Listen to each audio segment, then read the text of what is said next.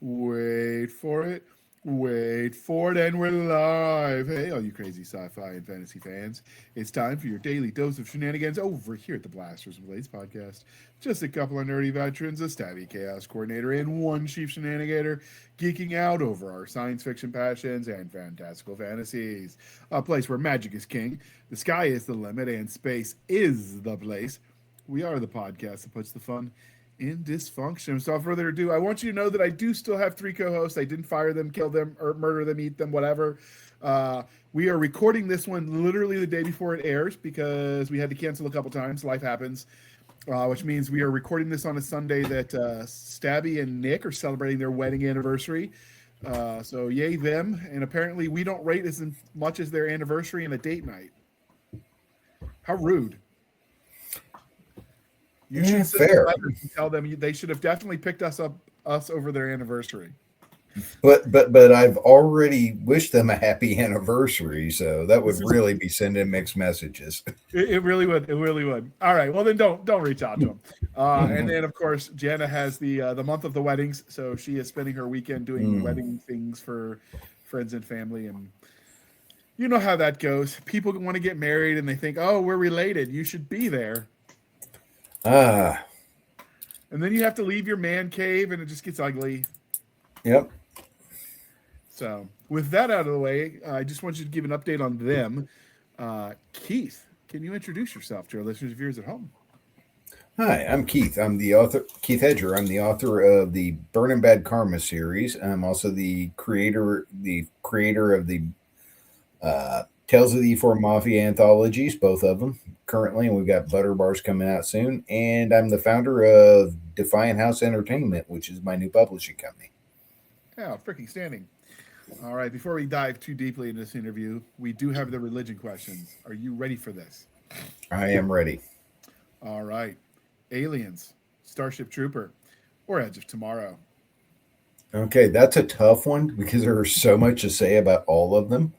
But I'm going to go with Aliens because it was just an amazing thing to see when I was a teenager. Although, Edge of Tomorrow, watching Tom Cruise get killed over and over again is kind of fun too. Yeah, it was a cool premise. I really enjoyed it. Yeah, and Starship Troopers, the movie for what it was a fun movie. Yeah, absolutely. No bearing on the novel, but yeah, the fun movie. See, I liked the movie better because for me, the movie is an action movie, and I dig GCB movies. It did introduce me to Heinlein's writing because while Starship Troopers isn't my favorite, it's not horrible. Yeah, and the writing in Starship Troopers isn't bad. Just for me, it read more like a political treatise on political theory than it did a novel. And I read those too. I read Marcus Aurelius's Meditations at least once a year. Yeah. So I'm not opposed to reading philosophical treatises. It's just not what I expect when I'm getting a novel. Yeah, and honestly, I think that's the heartburn between the two camps on Starship Troopers is those who read the novel first are looking for that political treatise as opposed to a bug hunt in space with combat troops. Yeah, and like you said, I just classify it differently than I would just a pure novel because it was more, I don't know, it felt like it fit into a different camp for me. And again, I enjoyed the book. I've read it several times. Yeah.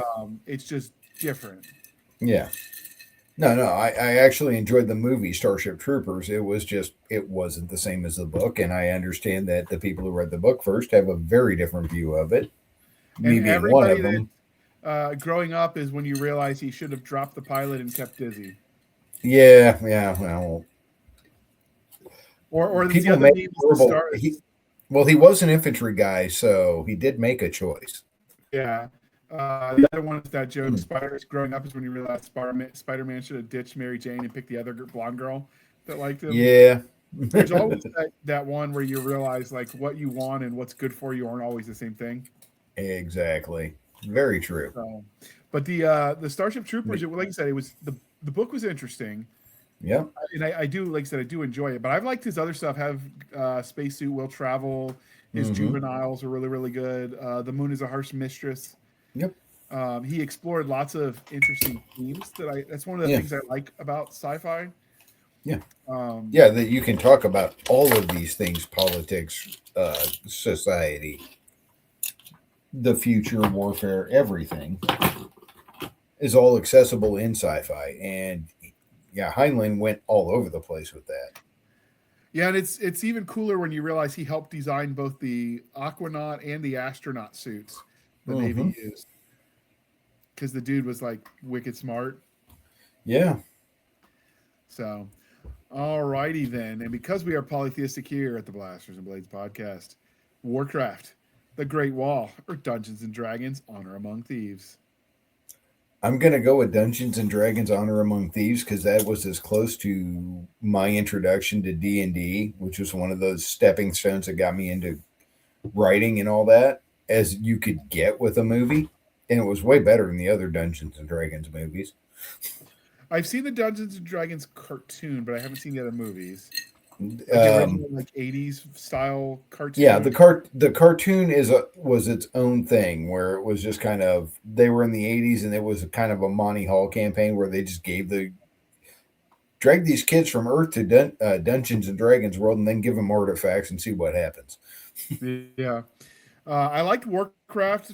Full disclosure, I never played the game, Yeah, so I wasn't like tied to any of the lore or whatever. I yeah. enjoyed the movie for what it was. I wished we would have gotten a part two. Hmm. Obviously, that's not going to happen. But for I'd what have it been with you was on as a that. standalone property, I enjoyed Yeah. it. I have not seen the Great Wall yet. I knew like I was thinking because That's the obviously one you're with Matt Damon is some dude who ends up in China on the Great Wall and there are dragons, right? monsters. Yeah, I need to see that. It is Yeah. on my list. But it's just I haven't yet. But I was looking for ones with Yeah. military themes because you're a veteran. You also write Yeah. military themed stuff, so I thought it was on Yeah. brand. All right, Okay. Yeah. That works. because you've done other interviews and you've told us about your favorite dinosaur. Today, I'm going to ask you, what's your favorite zoo animal?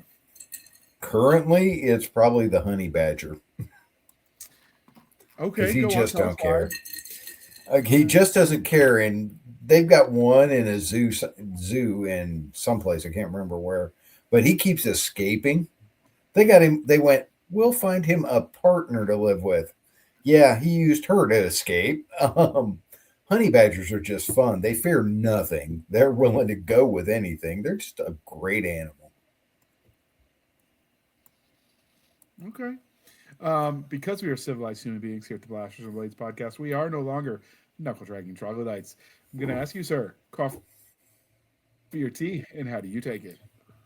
I'm going to go with coffee, typically black. If I have time and an open Sunday morning, coffee with creamer, preferably some Aztec chocolate bitters, and coffee mates uh coffee mates Mexican hot chocolate blend. So yeah, What's coffee. Mexican Coffee is hot my chocolate? I'm usual. not familiar. Think of it as think a better hot chocolate, but with spice added to it. Okay. So a little bit of maybe cayenne or something, some kind of hot pepper, kind of added to that cocoa powder or the cocoa mix. All right. I like spicy food. I mean, I am not a fan of spicy, but that's just me. But all right, that's an acceptable answer. So we mentioned, we picked the questions because you're a veteran and your yeah, experience yeah. is part of your brand and also it impacts the way you write. So let's look at that real quick. So we Okay. ask obviously our authors who are also veterans this question, but how do you feel like your time in the army affects the way you tell stories? I think because I do write action stuff and action adventure stuff largely, I do think about the action sequences and the action scenes a little differently than an author who hasn't got any experience with that. So I'm thinking about things like how much ammo was in that weapon? How much? What happens when something explodes relatively close to you? Those kind of things. How do I approach? I've got to get into this building that I'm not supposed to be. That the other people, the bad guys, the other guys, whoever you want to look at it, largely probably don't want me to be in. Do I occasionally look at something marked for authorized personnel only and decide I'm authorized personnel, whether they agree or not. So Yeah, I may have been in the E4 Mafia a little longer than expected. that's that old joke about there's only one thief in the army. Everyone else is just getting their stuff back. Yeah. And I spent my 10 years trying to find all our stuff. So, I mean, you do what you got to do for the needs of the yeah. mission, and we did have Yeah. Sometimes, standards. We did not take. Go ahead. go ahead. No, no, I want I to hear say we did this. have standards. We never took from units that were field units when Yeah. we were acquiring our stuff. Like we had standards. Yeah. Yeah. There were rules. There are Otherwise, rules. it'd just be chaos. I'm just saying. I'm just saying, if that unit is about to go to the field and they really do need their stuff, we're not probably looting from them right now. However, dude in Charlie Company stole something from me, and I'm about to get even, and it's going to make us look good at the same time. Have you seen Mel Gibson's The Patriot? I haven't. I really do need to see it. I just Oh, have not had time to. it's classic literature, or it's classic Hmm. filmography. But yeah, it's good. There's just one scene where General Howe is talking to Joseph Martin, I think was the character's name. It's been a hot minute, Yeah. um, but he was talking about you can't shoot the officers first. Because without the officers to keep the rabble in line, there'd just be chaos. And I'm like, it's like the guy who wrote that line had met the E4 Mafia. Hmm. What was it? Fat Electrician said, "Do not shoot the lieutenant because he's the only one on their side, on our side, who cares about the Geneva Convention." I mean, I never saw the Geneva Convention. I had nothing to do with the Geneva Convention. I'm just saying, if you Geneva shoot my lieutenant, suggestion, maybe. if you shoot my lieutenant, our options are now kill all of you. He's done a few of them where he talks about like they Oh, wake up with their, you've woken them up when they wanted nothing but sleep, creatine, and caffeine. No, yep. sleep, nicotine, and caffeine. And when you interrupt that, you become the brunt of their ire. He's got a lot of funny ones. Do not become the work assigned to them to deal with. That is what you last want. So what we're saying, people, is if you haven't checked it out, the Fat Electrician YouTube channel, I will link him in the show notes. He does all kinds of interesting history tidbits from military history. Sometimes it's people you might not have heard of because they didn't quite hit it big enough, but they had impacts Yeah. outsized to them. Yeah. It's really, really. I will warn you. Maybe keep in mind he likes to cuss a little bit. So if you're listening with kids, When he first started, he would go, "I gotta wait 30 seconds before I can curse." yeah, he got big enough at that Yeah. point to stop caring because they weren't going to censor that big of a platform. Because if he went to Rumble, Yeah. YouTube would suck it. Yep. You Yeah, he got could go to to, Rumble and pull people. yeah. In banking terms, we would call that too big to fail at that point. Yeah, yeah. Seemed like that's where got to. No, And he I got don't. in. He got in with the Brovet crowd, and nothing wrong with that. He's He was a doing well combat with medic. it. Yeah, He also did the quack bang out thing, which I just wish I had yeah. thought of. Oh, that was just brilliant. That was one of the grunts he worked with. And it is true, Yeah. if you get if you survive enough attacks, if the enemy is prepared for your flashbang, there are steps they can take where it doesn't have the same impact because part of it is the stunning effect. Uh, Mm-hmm. so if you throw something unexpected, in the case of the story was the yellow rubber duck, you get Yep. that what the heck's going on here moment, and you can take advantage of it. You're expecting a frag, and you're prepared for a frag, and what you get is a bouncing rubber duck in the room, and it's like, what is that about? And And while that you're leads thinking, well, bad things just started happening around you. exactly, and that leads to the quack bang out, which is the most hilarious thing I've ever heard. But admittedly, my humor is probably a little bit warped by 2 years in the desert. Eh, yours is not the only one. Absolutely. So obviously, like the action scenes are impacted by your time in the army. Yeah. Um, do you draw on people you served with for character inspirations or even direct inserts? Don't do direct inserts so much, but I do leverage some of the personalities that were around me.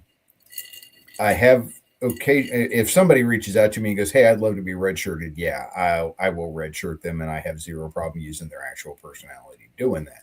But for the most part, it's like if I need, I I spent a decade in the Army. I had numerous platoon sergeants. So if I need a variance on a platoon, somebody in that kind of a position, I can leverage that personality or those kind of processes. I can think about, I knew a guy who was an infantry guy he'd done all this cool stuff. What would he do in this situation? So yeah, I leverage a lot of that experience and those people I interacted with and people I worked with to help inform some of those characters, especially if I'm writing specifically military fiction. Yeah, it's one of those ones where I did with Walt Robillard when he was running some gaming for the one of the ones that Galaxy's Edge was putting out in the early phases. We were using, I think it might have been the system he used that he made up for his universe.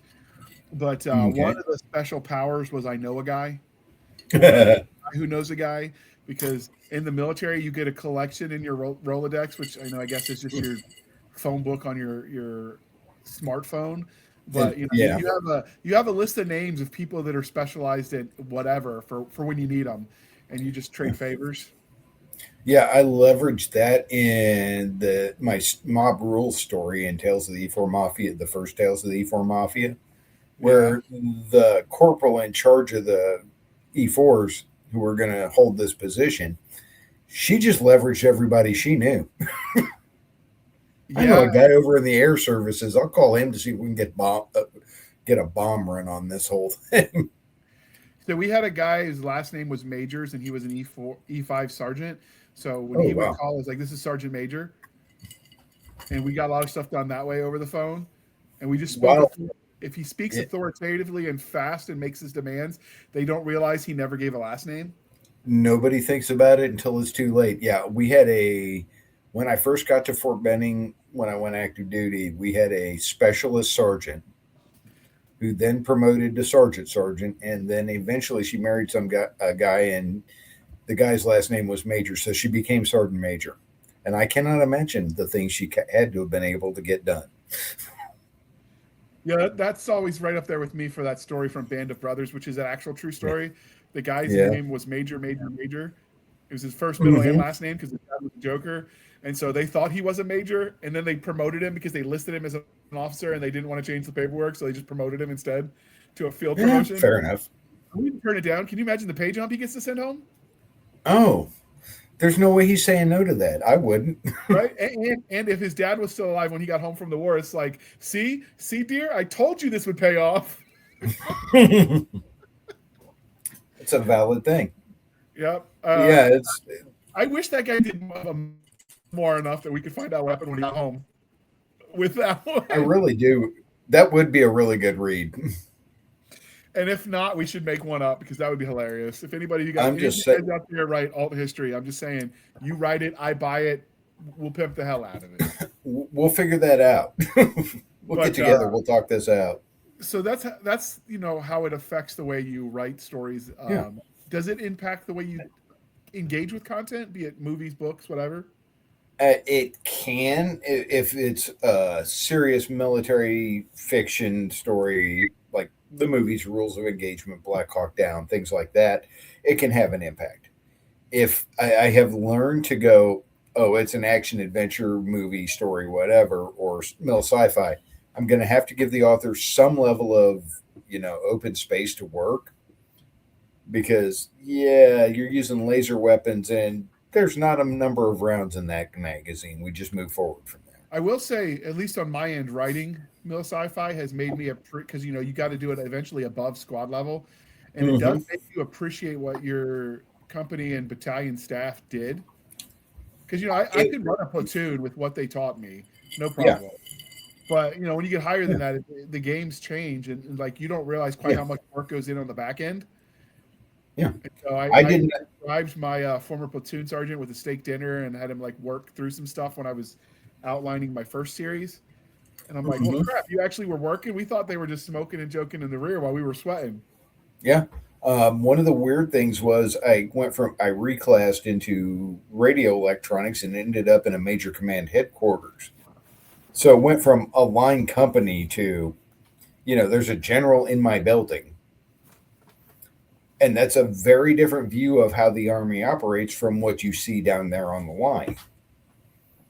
So yeah, I got to kind of see that, and that had an impact on it because it's like the Joes in the field have a view of what's going on, but their view is right here, right now, immediate.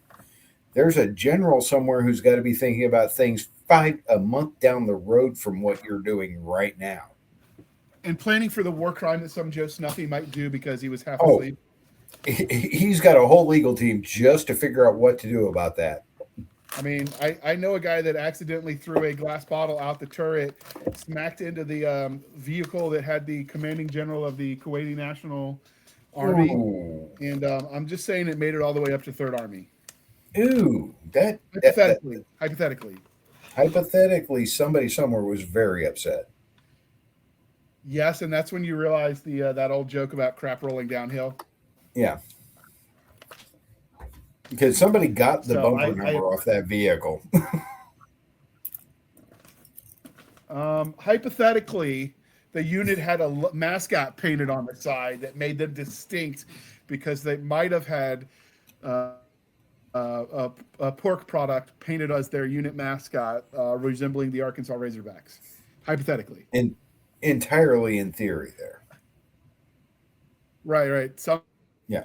Somebody forgot to tell the company commander when they were told to pick a mascot for the company that pork was not okay, but he was from Arkansas and a diehard Arkansas Razorbacks fan, so he picked that. Hypothetically, I'm not sure you're going to win. I'm not sure you're going to wait, win no, that. it's been 20 years. I think I've got statute of limitations. Statute of limitation should be I clear. just, we spray painted what we were told to spray paint, and yeah. I think we're good. So, You move anyway, forward. so what did you? Absolutely. So, what did you do in the army when you were in? You were enlisted.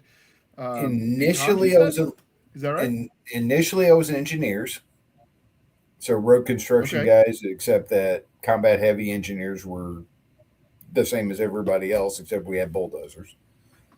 And then I reclassed into radio electronics, which got me into computers, which got me into my current career in IT that's been going on for 30 years. So, did any of your bulldozers get nicknamed Killdozer? No, we never had to do that kind of work. No, I just was thinking because the guy that modified I'm just saying bulldozer, I'm just saying I totally respect that dude because that's a lot of work, and I understand where he was at with that whole thing. yeah, that's right up there because you get funny names on tanks too, or like Asvab Weber has always been my favorite. Oh, that when tracks. Yeah, when it comes to naming their tanks. But I'm just thinking if I was working with bulldozers for the combat engineers, there'd have to be at least one killdozer floating around. Yeah, if I was there, it'd be. I mean, why would you not? I mean, it's exactly how we approach things. So, how did you obviously, like we talked about your military experience, but let's back up. How did you get into your love of speculative fiction? Where did that start for you? Probably prior to around kindergarten, seeing comic book cartoons on TV. And then I was probably 7 or 8, saw Star Wars at a drive-in theater in Burlington, Iowa.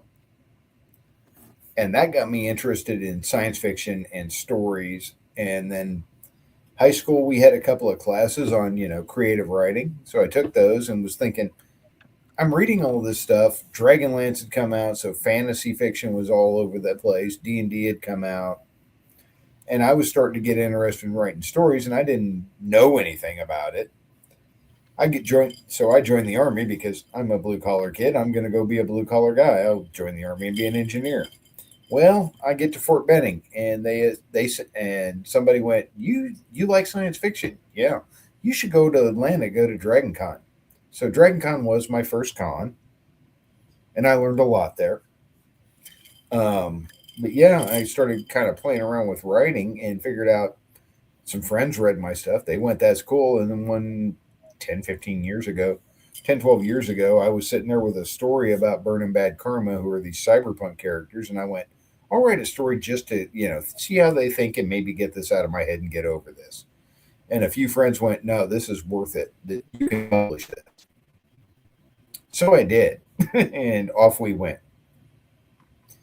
So that's led to this is now 5 novels in the Burning Bad Karma series, numerous stories and anthologies, including the various Phoebe the Tank stories, and founding my own publishing company because I really love putting great stories in the world, and I want other people to be able to do that too. Okay. So, did that cover it, or did I go overboard? No, no, you're good. You're good. Cool. Um, so you've always been a writer. Was there a gap where you stopped because life got in the way, or did you keep writing and just didn't do anything with it for a while? I was always kind of playing around with writing or story ideas. I never, for a long time, I didn't do anything with them because I'm like everybody else. I'm like, this isn't. I can't be any good at this. I'm not. I'm reading people who've been major guys who drop a book and it sells 1 million copies the first month, and I'm going, I'm not that good. Well, one day I went, hey, indie author's a thing. I'll try it, see what happens. Here I am. Now, how many books have you got out now? 4 novels in the Burning Bad Karma series. I've gotten like 7, 8 stories and anthologies. Okay, but you're doing that with a day job, so that's a Yeah, I fact. got a day job. Yeah, my day job's paying the bills and paying for the publishing company and all the rest of that. So, So you're your own vanity press. well, I'm publishing other people's stuff too. So they're writing pretty cool stuff too. Okay. Well, I want to talk about the Burning Bad Blind Run, a burn and bad karma story. So we're going to pause for a Yep. moment while we shill for the man, which is you this time, and then we'll dive in. All They're right. specialists, corporals, and petty officers. They're the military personnel who have learned some leadership and gained experience in their specialty. Work smarter, not harder is their watchphrase, followed by, if you ain't cheatin', you ain't tryin'. The masters of avoiding work, getting up to shenanigans, and when a mission needs to be completed or a job done, it's an E4 that others turn to. They are the near-mythical E4 Mafia, and their ability to avoid work, solve problems, and create trouble is the stuff of legend. Henchman Press presents 11 stories of the E4 Mafia in a variety of settings and situations sure to thrill and entertain anyone with an interest in military fiction, science fiction, a sense of humor, and the curiosity to peek under the rug to see what got swept there. Get Tales of the E4 Mafia from Amazon.com today. All right. Thank you for sticking with us through that commercial interlude. Now let's dive into the book that brought us here. So, Blind Run, a burn and bad karma book. Where did the idea or the premise for this come from? And while you answer that, I will put a cover on board. Okay, so the idea for this one was I have written enough about Burning Bad Karma, and Bad Karma is a character who has sort of enforced amnesia inflicted on her. She gets hold of some data, and she gets pointed towards Chicago to go find out who she used to be. That was kind of the idea. The more humorous version is Bad Karma is going to Chicago with no adult supervision. We'll see how that works out. Okay. So, what is the age range for these stories? Like for people who are saying, what age can I let my kid read it? For my stories, for the most part, if you're okay, if you're comfortable with the violence factor, your kids are probably okay with. I typically go, 15 years old or older would be okay. I wouldn't hand it to a 10-year-old because there's a lot in there. Fair. So, this cover that we're looking at, is that one you designed or did you commission it? I commissioned that, and Tiffany Gray, who does a lot of my covers now, did a fantastic job with it as we talked our way through that. Okay. So, what would be the 30-second elevator pitch for this novel? Bad Karma has no idea who she used to be, and now she's going to Chicago to find out, and there's no one to tell her what she can or can't do while she's there. Okay. So, what can you tell us about her without spoilers? Because if her memory is part of her character arc, I'm imagining a lot of it's going to be spoilers. Oh yeah. She doesn't know a lot of it much about who she was prior to when she woke up at Burns' place. Um, she's kind of a blank slate prior to that. So she's not unintelligent. It's not like she's incapable. She's very good at the things she does. Well, they've been trying to figure out what her past was because it's kind of good to know that. And a hacker she knows came up with some data, and it mostly points to Chicago, to a gang that he can't find much information about, but beyond a couple of locations. She heads to Chicago to go figure that out while her partner is injured. So she leaves a friend of her partner and a friend of theirs care. You keep an eye on her. I've got to go deal with something in Chicago. Takes off. It's cyberpunk, so you never get too far into details, no matter how much you know that person.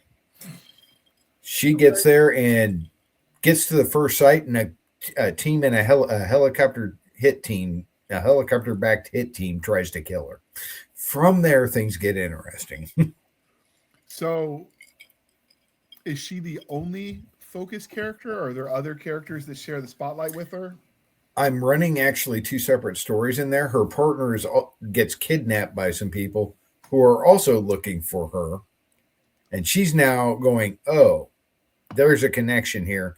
Now I need to know what these people know." So she's trying to run a mind game on these people. Her partner's trying to run a mind game on the people who kidnapped her to figure out what they know about Bad Karma, while Bad Karma is trying to get the data files on what happened in Chicago. Are there other characters, like secondary characters, that stand out for you? Well, there's Mickey, who he has another. Burn and Bad Karma know Mickey because he's a contact they've worked with before. He's a hacker in the scene, and he's the one Bad Karma brought in to go keep an eye on Burn. She's got to recover from her injuries. I got to go take care of the thing. And of course, Burn gets kidnapped, and now he's trying to find Burn while Burn's trying to figure out what these people know, while Bad Karma is in Chicago causing more chaos. Now, is this the one with the sentient tank, or is that a different series? No, Phoebe's in the same series. She was invented in a previous novel, Sandblaster, but Phoebe doesn't play a role in this story. Okay. You say cyberpunk, and that can mean a lot of things for a lot of different people. Mm-hmm. So how does that fit into this story? The world is really dystopic. Like the U.S. is blown into 5 separate countries. They've just ended a major civil war that resulted in 5 countries in what used to be the United States. People are implanting technology as best they can, or as best they can afford, just to keep an edge and to get ahead in a world where what you can do, what you can pay for, is a lot of how you survive. There's a lot of megacorp involvement. There's a lot of dirty government shenanigans going on. There's all kinds of stuff going on. So I've got all the usual cyberpunk players, hacking the internet, characters who are kind of on the streets or on the run, doing the best they can to make their way through life and trying to make things better when they get a chance. Okay. Now, the cyberpunk angle, what were your influences here for that part of the story? Oh, William Gibson's Neuromancer, Burning Chrome, anything by Bruce Sterling. There's a lot of cyberpunk authors from the past who've done a lot of work. The game Cyberpunk 2020, 2020, and 2027, Shadowrun is an influence. I've been involved in all of that, playing with all of that for years, or reading that material. There's a running joke about what radicalized you, young man, and the guy's answer is cyberpunk, and it's a picture of this dystopic world where the gas is supposed to be crazy high, and it's like only $2 a gallon. Yeah, And that was that's supposed to about be with right. really, really high gas prices. I think the story, like Yeah. the game was like a RPG tabletop type deal that they got the art from Hmm. out of like the late '90s. So the idea of $2 gas was like, oh my god, that's unthought of. Yeah, growing up, a buck a gallon was high in the 80s. Yeah, so Yeah, some of so some really good memes come out of Cyberpunk. hmm Now, did you lean well, into the standard, big bad evil corporations as well? I do have aspects of that, but a lot of the time it's because my characters end up in because Bad Karma's origin story started with an intelligence agency trying to make a better killer. Governments are sometimes the bad guys, and I have a lot of fun writing, thriller spy stuff and embedding it in a cyberpunk setting. Okay. So So who's the bad guy in this one without spoilers, obviously? it's an intelligence agency in one of the descendant countries that used to be the United States. Okay. Um, are there any specific tropes that you lean into or themes from cyberpunk that are Oh, unique to that genre? the I'm implanted and I am faster, better, more capable than you. Do you show the drawbacks of some of those implantations? Because a lot of that gets whitewashed, I think, in I it fiction. it it does, and it's one of those things I kind of play with in the stories where it's like bad karma. Periodically, she's heavily implanted, and she periodically is just going to binge eat So, are you familiar with because the implants take a toll, and they've got to keep fueling the system. Terry Mixon, the author? Yeah. He actually writes a space opera mill sci-fi series called Empire of Bones. In that one, the way the Empire fell was they were all had like the cybernetic mesh in their brains to link with the tech, Ooh. and someone implanted a virus and it brought down the Empire. And now, of course, we're hundreds Yeah. of years later. So I like it when you show the potential downside Yeah. of the tech, or you And see ads everywhere, right, or yeah. whatever the case. Yeah. Something.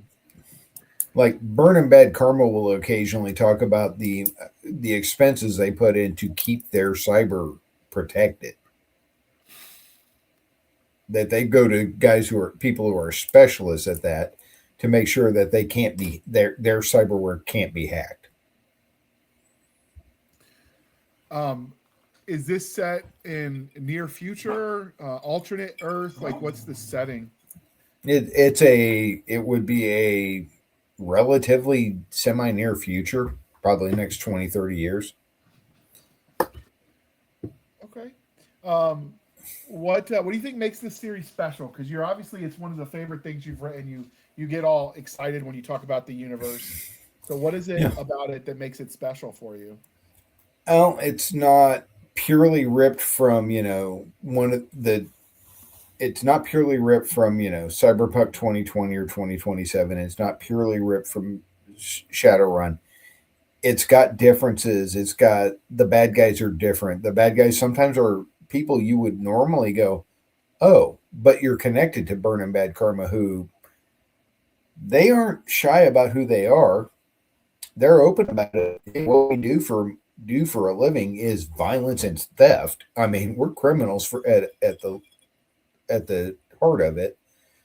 But the other people involved, they're probably morally and ethically wrong, but you can at least understand why they're doing it. I try to keep that portion real where it's like, no, this is what we have to do for our country or for our situation or for our company.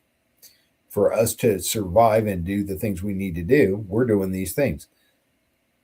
And the characters are making their choices and doing the best they can in a very dystopic world where right, wrong, good, bad are all kind of very fluctuate a lot. Now, is this Cyberpunk series? Is it got other planets and aliens and such involved, or is it Earth centric? It is Earth centric currently. At some point, they're all going to. I'm sending people to Mars, but that's a couple of novels out, a few novels out.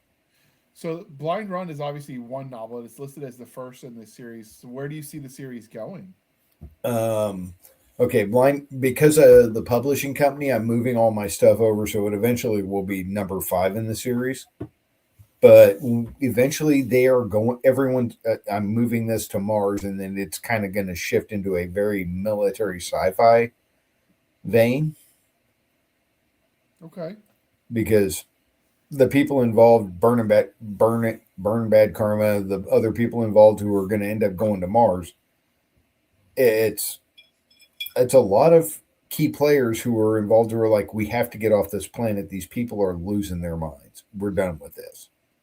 When And as any group that has power goes, you can't have somebody go somewhere else, be at all successful, and not respond to that. when do you see the conversion complete with putting it all under your banner so it's all in order for readers rather than having them have to track it all down individually? Okay, right now I'm about 2 novels out before the story that gets them to not to Mars.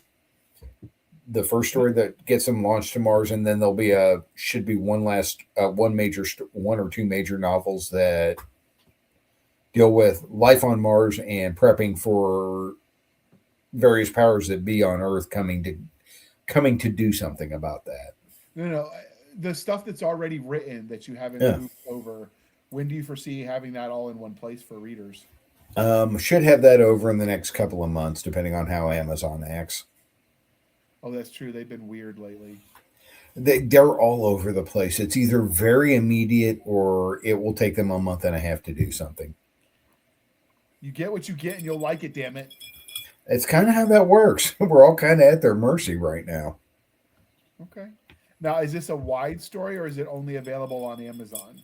Right now, it's only available on Amazon. I'm looking at maybe next year starting to look at going wider. Okay. Um, Given all the horrible things you do to your characters, especially in middle sci-fi or cyberpunk type universes, if your characters met you in a dark alley, how do you see that playing out? Are you going to come out alive or I'm pretty sure I'd better have a hell of a bribe if I want to survive that experience. I am bribery? pretty Okay. sure they would just kill. I'm not sure Byrne would care other than beyond whether she could get a paycheck out of it. But bad karma, I've done horrible things to that character. So what would it take to bribe either one of them? If I give bad karma enough money and enough information to know what actually happened, she might slow down. Byrne, it would just be a couple of million. Okay, so they're truly mercenary in that respect. To some degree, yeah. Or they'd drag me in and make me help them. I'm not sure that's better. Do you have like aliens or monsters or magic? Because sometimes cyberpunk will have those as well. They do play with that in various cyberpunk settings. Currently, I do not. There's a far future story I've got with Phoebe and arguably Bad Karma in that Bad Karma may survive for another 3,500 years, and that gets into aliens and a lot of more purely sci-fi elements. The current core novel series will not go there, or shouldn't Do go you there.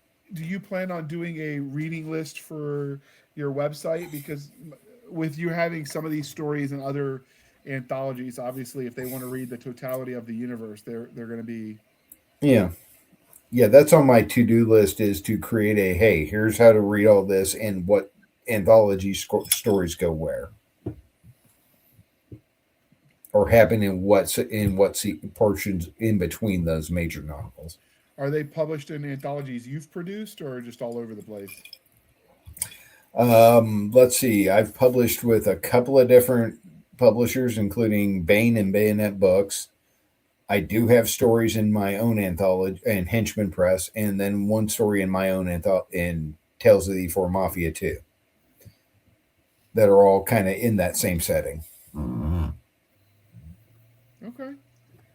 Um, what about the universe itself? Like, obviously, you mentioned cyberpunk, but what exactly does that mean in this case? And when I started writing this, I was just deeply into the cyberpunk stuff and really just wanted to write cyberpunk stories because there weren't a lot of them in the early 2010s. So that's how I got started. Now I'm going more science fiction, space opera, military sci-fi. But I'm having fun with these guys still in that cyberpunk setting. So it's kind of a sci-fi thriller, space opera type of thing right now. I have fun with all of it. So Okay. Um, are there any plans for spinoffs with other main characters, or are you going to focus on the Phoebe, Blind, and Burn? yeah. Right now I need to spend some stuff off because Crystal, and I have Crystal Cruz as a spy who was doing stuff. Mickey, the character who's got a background of his own, who's working with them. I can do stories on all of those guys. I also have a spin-off semi-series about a guy who's kind of a gray man. He doesn't really have nobody really knows who he's connected with, who he knows. He's just doing things in the world, and he's kind of a classic cyberpunk operator, but he tries not to let people know who he is ever. Okay. So I may do some more gray man stuff. Is all of it going to be set in the U.S. or are you going to expand outwards?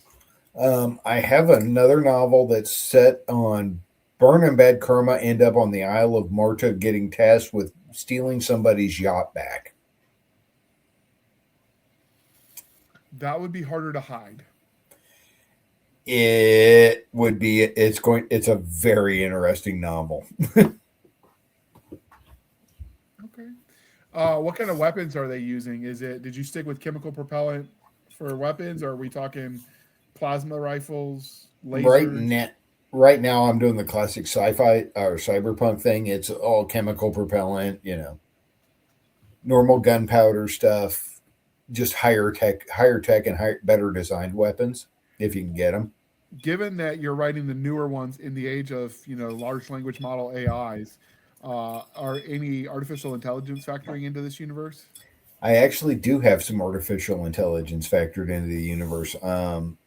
For those who've read any of the Phoebe the tank stories, she's an AI by herself, and probably the single most knowledgeable entity on the planet about tank warfare. Downside, she read it all. She read all the. It's one of those. She read all the doctrine and then went, but that's not fun. Okay. And there's another AI who's based on an entrepreneur in the setting. So you have the actual entrepreneur and the AI based who thinks almost exactly like him, and they're doing things in the background in the series, but that hasn't shown up in the novels. It does show up in a short story I wrote a while ago, but I'm going to get that out in an anthology of my own stuff eventually. So an anthology, or you mean a collection of stories? I've got a collection of random short stories I wrote through the years that I just never found homes for. So me and my editor are working our way through those to go. Let's just put this together and figure out where these go in the novel series, and we'll have fun with that. Now, are these going to be coming out in audiobook as well, or are you sticking with print and paper, an ebook?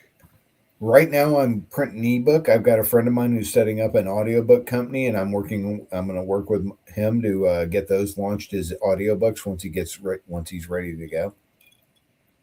Okay. So the audiobooks are coming, but when and where you can't exactly say. I can't predict that yet. I'm guessing next year we'll have at least a couple of them out. Okay. Um, do you know where the series is going to end, or are you like figuring it out as you go? The Burn and Bad Karma series will end with a major war on Mars. Will characters from that series go on into a sci-fi series? I've got a short story written in. Yeah, a couple of them will. Others, it just is how it is.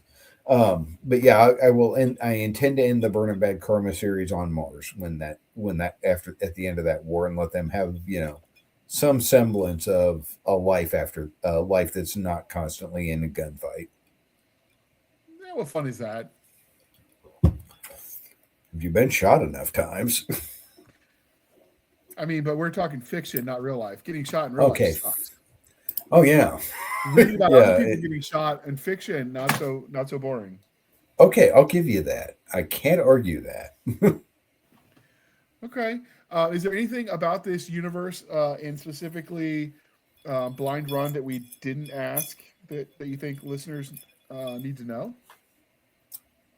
It's fun to see that Bad Karma has options that don't involve just walking through a door and shooting things.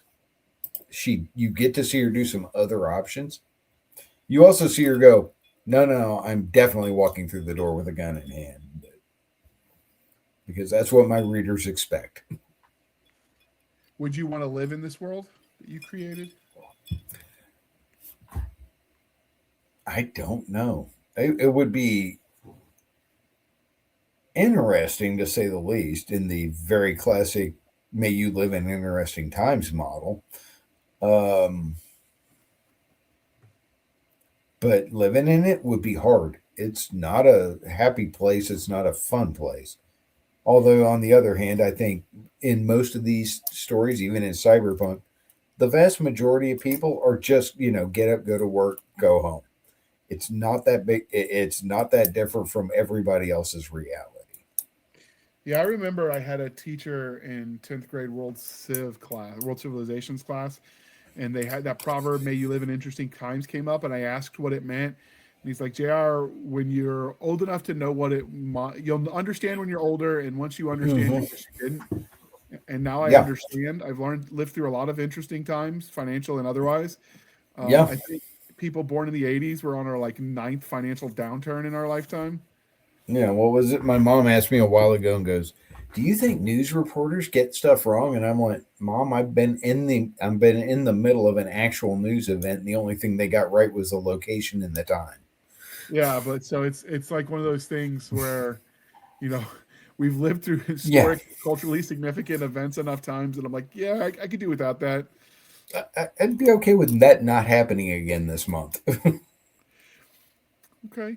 Now with the cyberpunk, is it all action, or do you lean into like what daily life is like in this future? Depending on the story, I sometimes do lean into daily life. Like there's a scene in Blind Run where Bad Karma goes to meet the hacker. When she gets there, he's in the middle of his workout, and he's not really stopping his workout just to talk to her. Yeah. Right. Um, we get into how does medical care work when you're kind of a criminal and you can't just show up at Emory Hospital in Atlanta and go, "Hey, I need help. I've been shot, and I really would appreciate it if you don't call the cops because they're going to." Yeah. See, it's the hard part on this one. Is like most of the we do so many interviews. There's no way I could read all of the books Oh no, for everyone we I get interview. it. Um, so when we get authors who I've actually read the book, it's harder because I don't want a spoiler, but I have questions, and I don't care about spoilers. I just know I'll get letters if we do it on air. And Yeah, I people don't know if you complain about remember, that. but when you were finalizing this one, I did a beta run for you among Yeah, everyone else you asked. So, like trying to ask questions in such a way that I don't give it away is a little bit more difficult. yeah, Luckily, when the other books come on, because I haven't read the other ones in this universe, the ones that are written that you're moving over or yeah, future ones. So, yeah. future episodes, I'll be okay because I won't know what to spoil. That is fair. But yeah, I appreciate that you did beta this one. But yeah, it's like it's one of those things. It's like you have to give people that piece of grounding. Like I will occasionally, I had a character who was driving somewhere and there was like a kid in a car next to him, and they're like, "Hi," just wave at this kid, and this kid is like, "That person's like doing some crazy stuff." Now, given that this is quasi near future, did you play into the joke about the restaurant wars and which one survived? I have not. I really haven't. I did once reference a bar in Atlanta that, yeah, if you're in Atlanta, don't go to that place. It's a mess. But yeah, I didn't get into like the Demolition Man restaurant wars where Taco Bell won or anything like that. It's just like I try not to get too deep into brand names too much. Just don't really need to.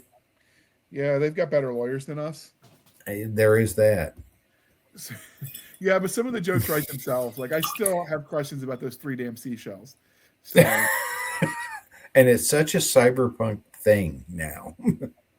yeah, and you got that one line from Wesley Snipes. It's like I know you. You're like an evil Mister Rogers. Come to think of it, we really ought to add that to our retro movie. Wait, is it old enough to be retro movie review? Hang on. I'll find out. I actually think it might be, and that makes me sad.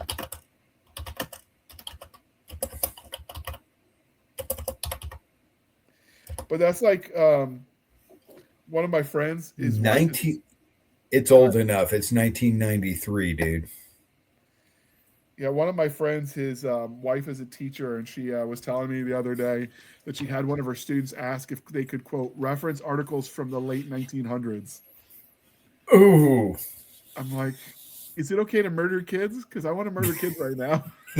That's just so not cool. My wife was a teacher, so yeah, I totally get that. Or the time at church where the little kid wanted to hold the door for me, and he's like, Grandpa says I have to hold the door for old people. Like, oh, it's not my kid. I can't beat him.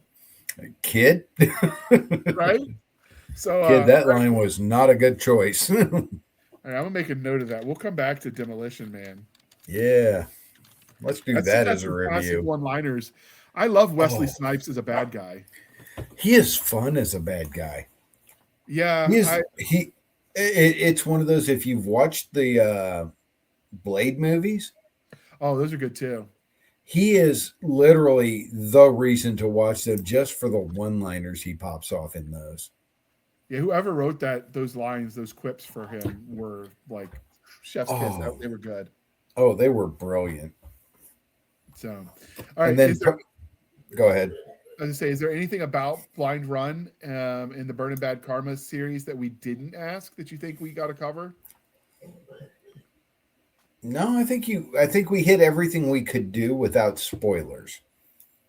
Okay. Without going too deep into spoiler territory. Right. Bad Karma goes to find out who she was. Then she figures out, well, they did a really good job because I really don't connect with that. All right. So what are you reading right now? Anything good? Reading a novel named Bloody Hands by a guy named author named Dennis Young. It's a sci-fi mercenary story. And that's a lot of fun. And I'm working on some business books that I need to be reading. That's fair. I'll be reading Traction by Gino Wickman here shortly. All right. So this is the part, dear listener, where I remind you, if you're reading anything good, please be kind and speak your mind on the reviewing platforms. Your reviews help the right readers find the right book. So do your part, people. It really does make a difference, especially if you like Keith's book. He wants you to buy them all and then review them all because it will help him find his unicorn. And I, for one, want to know what a unicorn steak tastes like. So do I. You think it'll sparkle? I don't care if it sparkles. I just want it to be really good at medium rare. Okay. So you do the medium rare. Do you put anything on the steaks? Are you an A1 guy? Heinz 57? Salt, pepper, onion and mushroom. Maybe a little bit of butter? Maybe a little bit of butter. Yeah. You don't need a lot. If the steak is good, it's really good. Yeah, the A1 sauce is for covering up when you're too poor for the good cuts. Yeah, and I'm living in Iowa, so good steak isn't hard to get to. Yeah, I made the mistake just because they were on sale at the Dollar Tree. Like during COVID times, I was experimenting cooking, and so I bought a bunch of canned goods for ingredients at the Dollar Tree.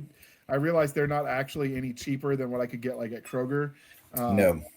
And Kroger is less questionable on the dates, so I just go there now. But I had tried the steak they sell for like $3 or whatever, and I ended up throwing it. It was so bad even A1 couldn't save it. Oh, ouch, dude. Yeah, I watched a guy do a review of it because I've been watching a lot of cooking shows just to learn, because I'm learning to cook healthier stuff to keep my weight loss journey going. And one guy was like, "Yeah, I think they just inject these with water to make them like bigger and look better." Yeah, that makes sense. Yeah, it's one of those. Your dog wouldn't eat it? No. He looked Wow. at it, sniffed it, and walked away. Like, how could you? What were you thinking? This is not good. When the dog won't eat the steak, you know it's not a good cut of steak. Yeah. All And right. I've had a dog that would eat hot peppers. So Wow. I oh, don't. she would catch if you threw them, she would catch them in air. It was just we're like, that doesn't hurt. My youngest would eat onions like it was an apple when he was younger, but not hot peppers. That's as close as I Yeah. can get. All right. So if people wanted to follow you online, where might they track you down? And as usual, links will be in the show notes. KeithHedger.com. Easiest place to find me. Outstanding. And you can find us, a dear listener, on our link tree, linktr.ee, linktree/Blasters and Blades Podcast. Again, linktree/Blasters and Blades Podcast, where we link to all the things, the BitChute, the Rumble, the YouTube, the TikTok, the Twitters. We've got our Spotify, our Discord, our Substack, our Blasters and Blades Facebook group and Facebook page. You can email us at blastersandbladespodcast@gmail.com. Again, Blasters and Blades Podcast @gmail.com. For professional purposes only, people. Save the shenanigans from Stabby Stab over there on the Instagram, the Twitter, and the email. You can support the show by going to buymeacoffee.com/author.j.r. Again, buymeacoffee.com/author.j.r. Be sure to put in the comment sections for the podcast, and I will promise it will be attributed appropriately. These episodes are not free to produce, and so every penny helps, and we greatly appreciate it when you throw a few of your precious dollars our way. With that, I would like to thank you for spending some of your precious time with us.